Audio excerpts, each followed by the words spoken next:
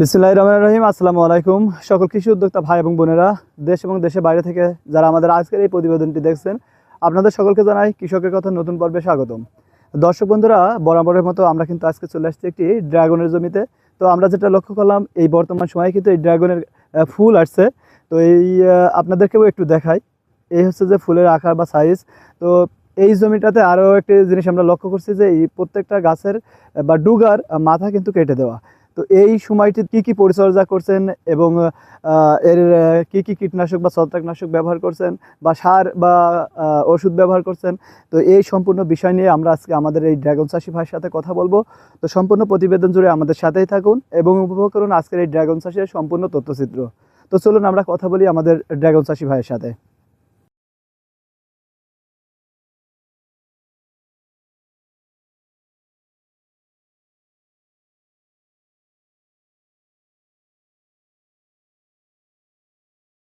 ভাই আসসালামু আলাইকুম। ওয়ালাইকুম আসসালাম ওয়া রাহমাতুল্লাহ। ভাই আশা করি আল্লাহর রহমতে ভালো আছেন। আলহামদুলিল্লাহ ভালো আছি। আপনি ভালো আছেন না? জি আলহামদুলিল্লাহ, আল্লাহর রহমতে ভালো আছি। তো ভাই আপনার বাগান আসলাম, ঘুরলাম, বেশ ভালো লাগছে। আপনার গাছের গ্রোথটা ভালো আছে, কালারটাও ভালো আছে, মাঝে মাঝে ফুলও বের হয়েছে আমরা দেখছি নাকি। বেশ 12-13টা ফুল আমরা কিন্তু আপনার এই বাগানে দেখতে পেলাম। তো এই সময়টিতে বর্তমানে এই সময়ে আপনি এই গাছের কি কি পরিচর্যা করছেন ভাই? গাছের পরিচর্যা এখন যেহেতু আবহাওয়া মানে গরম, সেহেতু সেচ দিতে হচ্ছে মাটিতে ঘন ঘন, মনে করেন সপ্তাহে একবার মাটি ভিজা রাখতে হবে। রাখতে হবে। আর 15 দিনে একবার সার, 15 দিনে একবার সার দেওয়া লাগবে। কি কি সার দিচ্ছেন ভাই? সার দিয়েছি ইউরিয়া, ফসফেট, পটাশ। এটা মূলত দেওয়া হয়, মাঝে মধ্যে দেওয়া হয় বোরন, দস্তা, এগুলো মাঝে মধ্যে দেওয়া হয়। মাঝে বা 1 মাস বা 1.5 মাস পর পর বা 2 মাস পরে এরকম দেওয়া হয়। আরেকটা জিনিস আমরা খেয়াল করলাম যে ভাই, আপনি কিন্তু এই যে এই ডুগার প্রত্যেকটা ডুগার মাথা কিন্তু কেটে দিয়েছেন। তো এই ডুগার মাথা কেটে দেওয়ার কারণগুলো কি ভাই? এই ডুগার মাথা কেটে দেওয়ার কারণ, ডুগাটা আপনার যখন বড় হয়ে জায়গায় চলে আসে, মোটামুটি ম্যাচুর, বুঝছেন? আর এই মাথা আমি আপনার দেখাই, এই যে বসে যাচ্ছে যেটা, সেইটা আপনার কেটে দিতে হবে। হ্যাঁ, যেহেতু ডুগা লম্বা হয়ে গেছে, কেটে দিলে ডুগাটা আপনার শক্ত ম্যাচুর হয়ে ফুল আসবে। ফুল আসবে, এই কারণেই মূলত আপনার এই যে ডুগাগুলো কাটতে হবে, এই ডুগাগুলো কেটে দিতে হবে। এই ডুগা কাটার এটাই কারণ।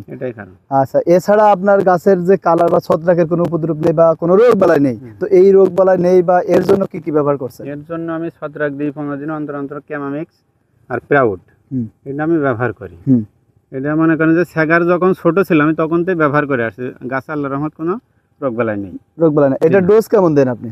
ডোজ হচ্ছে প্রাউড হচ্ছে হাফ মিলি, আর কেমামিক্স হচ্ছে 2 মিলি, 2 গ্রাম। এটা হচ্ছে পার লিটারে। জি, এই 15 দিন পর পর ব্যবহার করেন? 15 দিন পর পর। আচ্ছা, কোনো পোকামাকড়ের তো উপদ্রব আমরা দেখতে পাচ্ছেন, এর জন্য কি কোনো কিছু ব্যবহার করেন? মাঝে মধ্যে দেয়া আছে যে থাইলেম, খুব ভালো, যে উড়ান্ত পোকা মাছি, এইগুলো জন্যই কাজ করে ভালো। আচ্ছা, ওইটা ব্যবহার করেন কেমন? ওই একসাথে বা দেশে একটু পর পর ব্যবহার করেন? 10-15 দিন পর পরই দেয়া হয়, এর বেশি জান না। আচ্ছা, এই 10-15 দিন পর পর যে দেন, এটা কি আপনি পচার আক্রমণ দেখে দেন না পোকার আক্রমণ দেখে দেন? না, ওই দিয়ে যেতে হবে পর্যায়ক্রমে দিতে হবে। গাছে পোকা লাগুক বা না লাগুক দিতে হবে। গাছে আপনার আক্রমণ হয়ে গেল তখন কিন্তু আবার বেশি ঝামেলা, গাছের গ্রোথটা কমে যায় বা ওই যে আপনার ওইগুলো করতে আবার বেশি ওষুধ লাগে, বেশি সময় লাগে, গাছ ডাউন হয়ে যায়। তো আপনার এখানে যে ফুল আসছে মাশাআল্লাহ, আলহামদুলিল্লাহ, এই কতদিনের ভিতরে সম্পূর্ণ গাছে ফুল চলে আসবে? আশা করছি বৃষ্টিতে, যেহেতু ড্রাগন হচ্ছে বৃষ্টি নামলেই ফুল দেখা দেয় বেশি। এখন যদি বৃষ্টি এর মধ্যে নেমে যায়, আশা করছি আমার গাছে ভরপুর ফুল আসবে। যেগুলো ডুগা আমি কেটেছি এগুলো আশা করছি চলে আসবে। তো আশা করা যায় আল্লাহর রহমতে যদি বৃষ্টি হয় তাহলে ফুলটা ভরপুর চলে আসবে। তো ঠিক আছে ভাই, আমাদের সাথে থাকার জন্য আপনাকে অসংখ্য ধন্যবাদ। আসসালামু আলাইকুম, ভালো থাকবেন, সুস্থ থাকবেন।